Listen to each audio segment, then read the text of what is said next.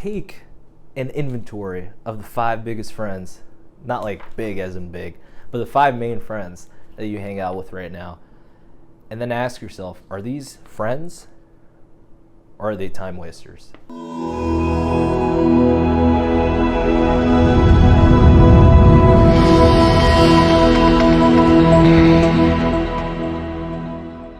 What's going on, everybody? Welcome back to another video. Today's I want it to be a little bit more informal, kind of go over a topic that isn't necessarily professional development directly, but can definitely affect it. And that's just making the right friends. I'm not like a friend guru or a friend expert or anything like that, and I have struggles with my own friends, and everybody's in a different place, right?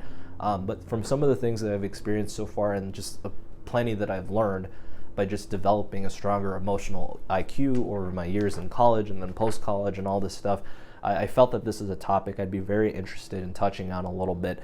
And kind of goes in line with my move out video that I made a little while back, and I'll link that on screen and in the description as well. So it's very important to make the right friends that are going to support you through life and just like be there, right? And this applies to family too. I know everybody has a very unique situation with their parents, their friends, stuff like that. So of course I don't want to assume about anybody, but I know plenty of people, just like myself, might have grown up in a dysfunctional family, might have had shit friends and then awesome friends, and just like across the table, we're all human and we're all learning and developing new relationships every single day. So it's very important to have people that stick with you through life, and not necessarily just screw around all the time or look to screw around all the time. So I want to clarify that, because there's a ton of like crazy like professional development folks out there. Like, I'm just a normal guy, I feel like, and I like to keep it real in my videos, but there's plenty of crazy people that'll like cut people off and all this crazy stuff, like if they waste even a little bit of time. Like, somebody wants to go drinking, oh no, like, you're a terrible friend. What? That doesn't make any sense. Like,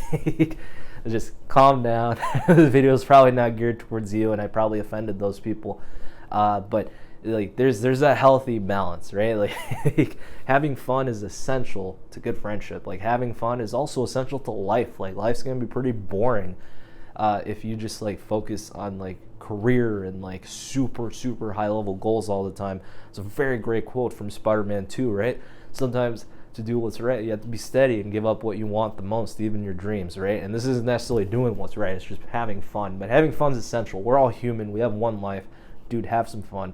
It's important to have friends that know how to have fun, but it's also important to have friends that they're a great time, right?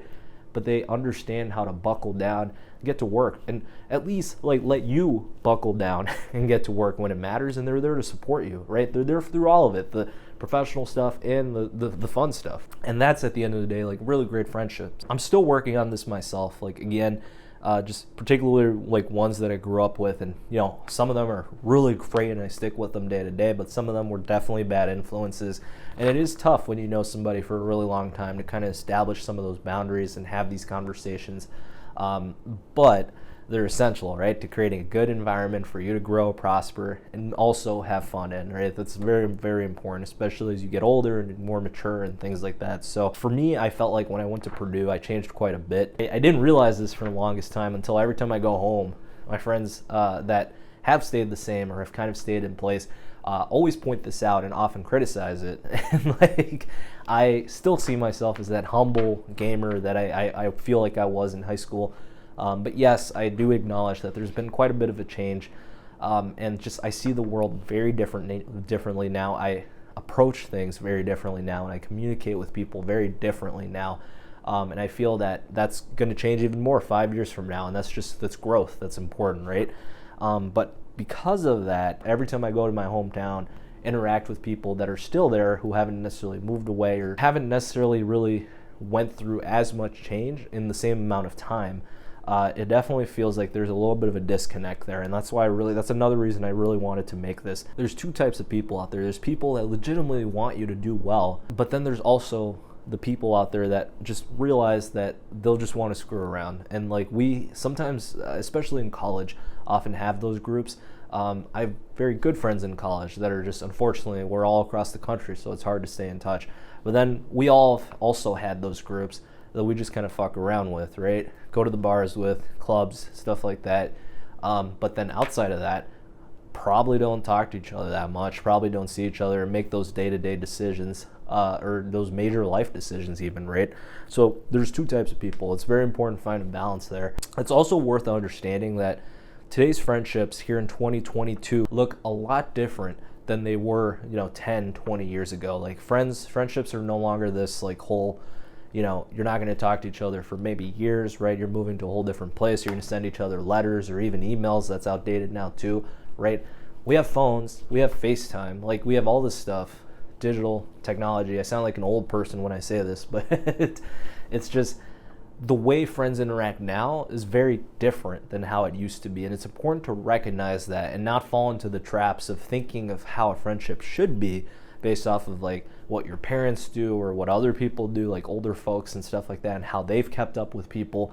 Like, you just got to see it as it is and understand that we're all young and we're all growing up in an incredible digital age, and there's so much like opportunity to keep up with people in a way that we've never had before. So it's important to figure out what that's going to look like for you and your friend group, and kind of how much you want to stay in communication, how, right, the methods, stuff like that, and just what friendship even looks like for you, like day to day. It's very different now. So that's my little spiel at the beginning. I just wanted to kind of really just break that down and talk about why I wanted to make this video and where I'm coming from with my own experiences and stuff like that.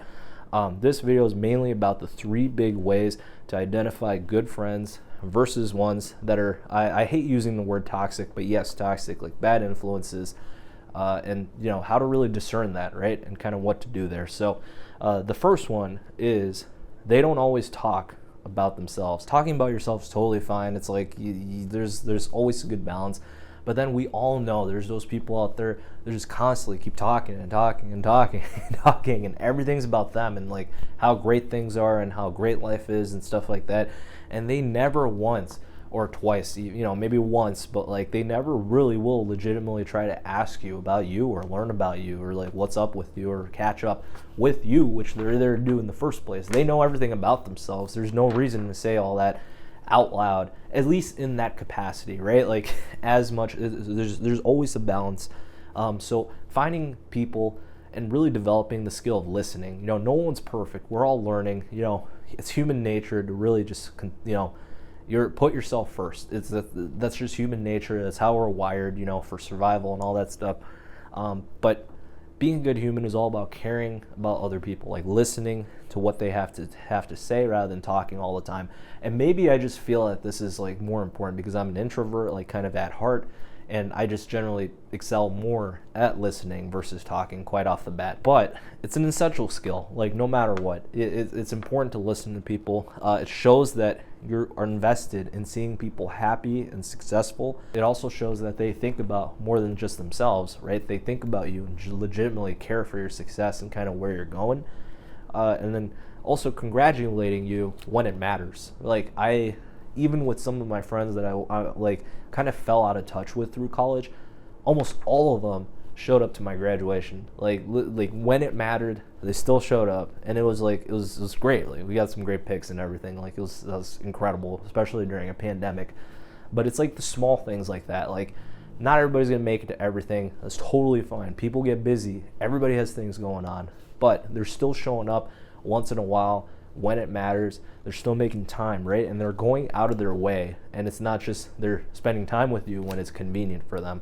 We all know there's those types of people out there, and stay away from them, right? Or limit contact with them, because that's going to be tough to really navigate.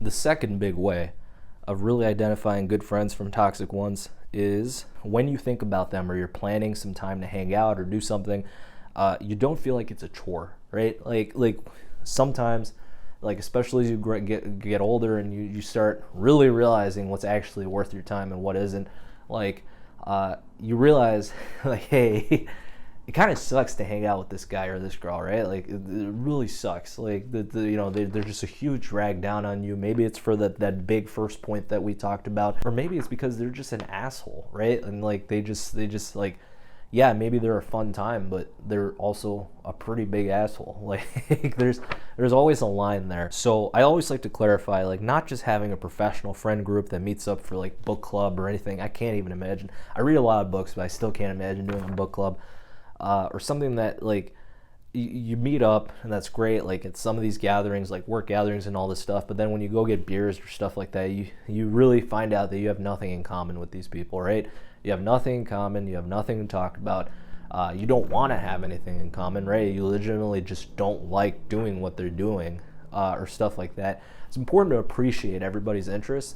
It's also important to recognize when people are just different and just incompatible. Like, we all have those people. Sometimes you're just friends with somebody because of closeness, right? You're just in the same place, like at a given period of time. Maybe you went to school together or something. But then years later, you find out, hey, like this person actually isn't someone that I want to be friends with, or at least see, as often as you do. It's different when you're just catching up and keeping those connections alive and things like that. But with, those day-to-day friendships, it's very important to be able to discern that and just just give less time to those people and really just be mindful about how it feels to hang out with everybody. How do you feel, and how does it make you feel? You should be excited. You should be genuinely excited.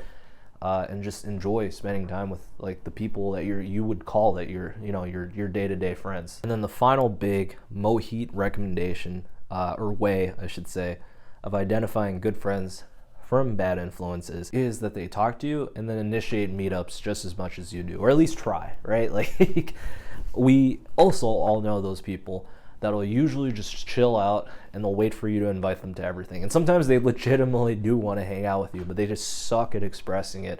But more often than not, these are people that probably just actually don't want to hang out. So why keep inviting them to stuff if they also don't do the same, right? So it's like that give and take. Every friendship is a little bit of give and take, both in discussion and meeting up and just like all this stuff.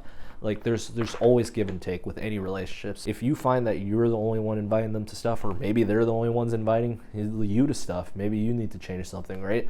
Like it's very important to just be mindful of that.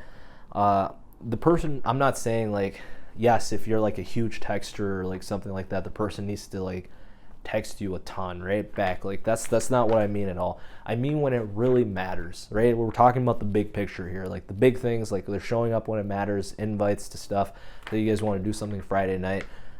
You're not the one always creating the plans, right? Like they're doing stuff too. You want to see effort. It's all about the effort, the give and take effort, and then investment. Like it's super important. So that was pretty much it. This was a little bit of a shorter video, but very, very important. I hope this provided a little bit of value. I know everybody's at a different place, and everyone's friendships and relationships and all this stuff like look so different. Like this is solely about like, super, super high level, right? Like above the line, just kind of recognizing some of the most important traits about your friends and really being careful about who you're spending your time with and establishing essentially a group that'll lead to growth, right? See what I did there with the G's? That's awesome. Also, remember that, just to wrap this up, a little disclaimer I like to add at the end is just people aren't perfect. Like, don't use this, like, especially what I say, as justification to just go start cutting people off, right? Like blocking them digitally or just not talking to them in person. Like sometimes it's just about being an adult and just limiting contact, right? Just like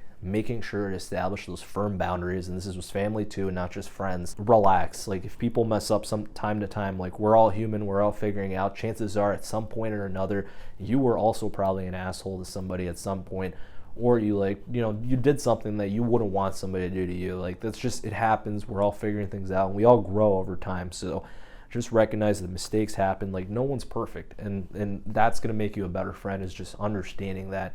And recognizing that in other people, right? So anyways, y'all, that's the video. Let's leave some comments below. Let me know what you guys think. If you like more like informal, non-professional development videos like this, more centered around life skills and just personal development, let me know if you think that more of these would be valuable. Let's smash that like button and get this video trending higher than the amount of friends you're probably gonna go drop after watching this. I'm kidding, don't do that. Like I said, don't do that. Please subscribe if even a fraction of my videos really resonate with you, and I'll see everybody in the next one. Peace out.